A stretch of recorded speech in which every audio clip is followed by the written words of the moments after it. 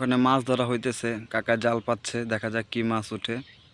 আমরা সবাই পাশে থাকবো, দেখবো এখানে কি মাছ আসছে। ওই যাক ভাই ডুব দিয়ে মাছ নাকি কি দেখতেছে আমি বুঝতে পারতেছি না। কাকা জঞ্জালগুলো সাফ করতেছে, জাল টান দিলে দেখতে পারবো আমরা কি মাছ উঠছে এখানে।